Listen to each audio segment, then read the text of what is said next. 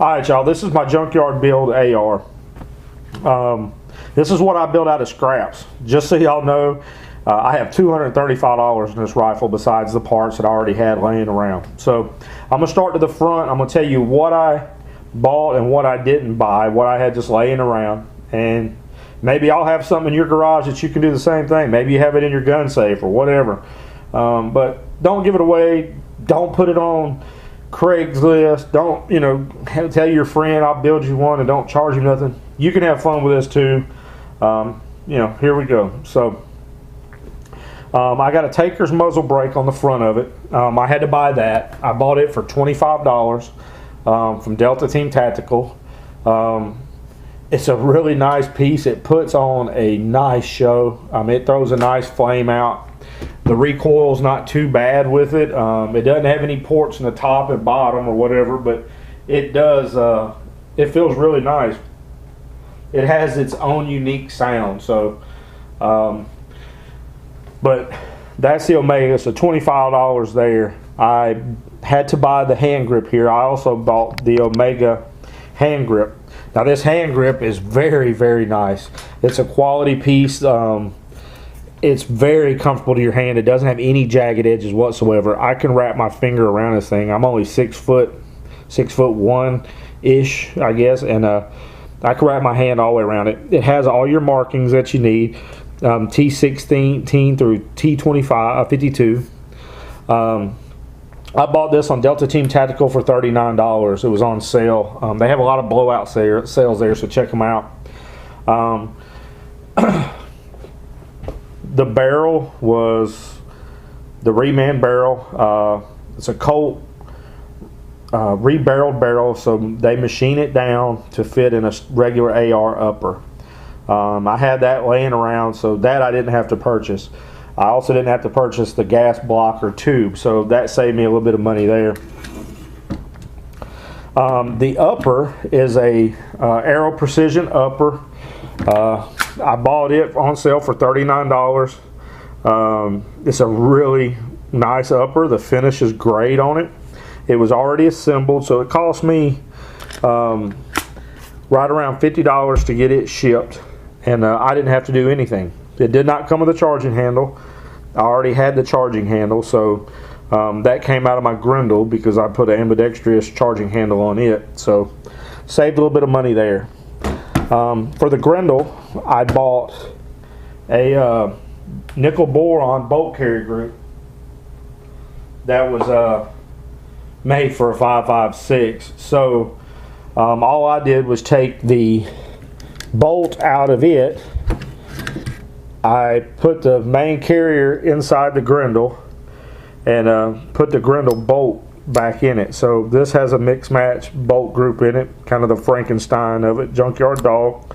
So I'm an old hot rod guy, so I like that. Plus I used to like the Junkyard Dog wrestling, so we'll go with the Junkyard Dog bolt group here, bolt carrier group.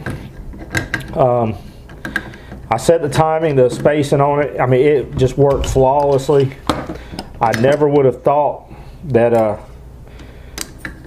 you know, back when I was in the military, you could build one like this.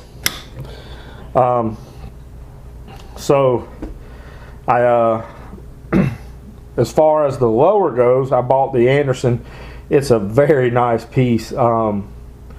It's very the quality was just excuse me. The quality I was surprised by. For the price, $62 out the door for a Bear AR lower here. I bought that. The guy gave me a deal for the complete build kit, $60, which wasn't too bad, but I think that was just straight up type of business. He was giving us a deal on a trigger. You know, you buy a lot more things in bulk. Go in with a buddy, buy things. I've said that in the past, but you go in there with somebody else that's planning on buying something. Both of you team up and buy things together. That works the best. But when I was buying the lower, I had been to a bunch of stores and a bunch of shops looking around, and I like that part of the gun. You know, I don't consider driving around, going into gun shops, looking at guns, looking at all the things people have done to them, talking to gun enthusiasts as money or time wasted. That's really fun, you know. It's no different than talking about the football game on Monday morning at work, you know. So I go into the gun shop, and I go in there a lot. I'm not going to say the name, but it was in the Atlanta area. And I'm looking at this lower, and it was a complete lower, because I had in mind that I could buy a whole lower for $129 to $179 and not have to build anything, not have to go get all these little parts. So I'd been looking, and I go into this gun shop, and I pick up one out of their gun display. They hand it to me, and I'm checking it out. And the lady goes, "It can be yours for $629. Man, I like to drop the damn thing on the floor. I ain't gonna lie. I'm looking at it, and the butt stock was the exact same one that's on here. Nothing fancy. It had the same amount of little wiggle room play, which I found absurd for that price. I started looking really closely at it. The machining looked the same, the surface looked the same, the only difference was the engraving. So then I thought, well, let me check the trigger out. So the trigger squeeze felt the same. There was nothing remotely special about this lower this lady was trying to sell me. So I got to looking around. I looked at the spikes that they had there right beside it, bare lower, which I had bought one there before. And now they wanted $135 or $140 for the lower. And I was like, man, this is getting a little stupid. I told the lady I'll just go somewhere else. I'll just keep looking. So she goes, let me see what I can do. So she goes to the register, and she comes back, and she goes, I can sell you that complete lower for $429. Now, I never mentioned knocking her down on price, just trying to lowball her or nothing like that. She done that on her own. So she dropped $200 on her own. That's telling you that they're taking advantage of people that want ARs or are interested in ARs, and they feel like they can charge us whatever they want to charge us and get away with it. Well, I'm not playing that way. This was my mindset, was I'm building a budget AR, and even if I wouldn't pay $629 for the thing. Or $429 for that matter. So I excused myself from the building, went down the road and got this one for $62. Got the kit for $60 and put it together. So there you go, $120. He's already had the butt stock and buffer spring and all that. So $120 in something that they wanted $429 or potentially $629 for. So that's where I stand, y'all. This is my budget rifle. I'll pick it up here, and like I said, I'll pull out some other pieces just to show you again. There's nothing fancy here. There's the bolt carrier group again. I'll put it back in. Let me batten her up here, and I'll get you a little close up here. There's the butt stock that was no different than that bad company. And here's the hand grip. I really like the hand grip. I just on another note I'm thinking my daughter may go in the woods with me a little bit, and I think this is good to have a 15-inch hand grip on here, because you don't have to worry about her grabbing a hot barrel or anything like that. It's really lightweight, and I think this was a really fun build. I don't think this was any less fun than building my Grendel. Yeah, the Grendel was something that nobody else has. It was buying every single piece from nothing. I mean, starting with bare bones nothing, and then finding out what you want to do to it next. This was no different. This was a mission on its own, just to get the right price, the right quality stuff. I'll probably change the butt stock, maybe, but to me, that's not making any difference. It's just a little rattle, so for hunting, I might find something a little better, or we might just put some 19 coats of paint right around that thing there and see what's up. But y'all, I really wanted to thank you for watching my videos. I hope you like this video. I hope it does y'all some good. I hope you pull out the stuff out of your gun safe, out of your garage, and see what you can build with it, man. I mean, it's absolutely amazing. If you're looking at these right here, I mean, look at the difference in this. This right here is the this is the one I built, the Junkyard Dog. Need to put some pinstripes on it, huh? That'd be pretty cool, like some old hot rod pinstripes or something. And then this right here is the Delton. The Delton was like $690-ish. I want to say it's the Sierra. It was a pretty good deal at the time, I felt, but I love the rifle. I'm not going to take anything away from it. That was like my first one, Delton, and I love it. But if you compare these two side by side, if I was a salon type of gun guy that had to have the prettiest, best thing out there, go get my nails done and get a pedicure on Saturday morning with my wife, I would always pick this rifle. But there's nothing wrong with this Delton. But anyway, I just wanted to share that with y'all. I hope you like it. Like I said, $253, $235 in this whole rifle. I did have the scope already too. I forgot to mention that. But I have some other stuff, man. We've been out there. My dad and I have bought some guns here lately.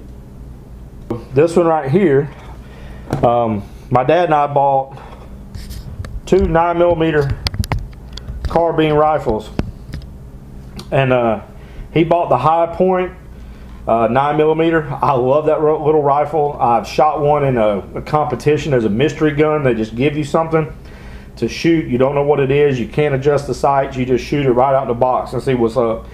I've seen probably 1,000 rounds go through it in a very short amount of time. No failures. Very accurate little rifle out of the box.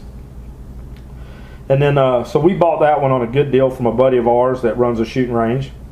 And after we bought that one, after he bought that one, he said, I have another carbine I'd like to sell. So he sold me the Kel-Tec Sub 2000. It's a collapsible type rifle.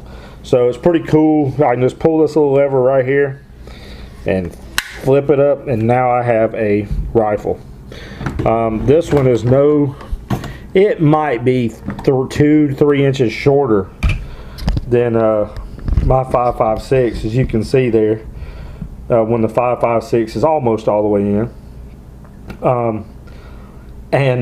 But nobody's griping about these. I find that kind of funny because nobody knows. The news doesn't put out there the Sub 2000 shoots a bigger cartridge.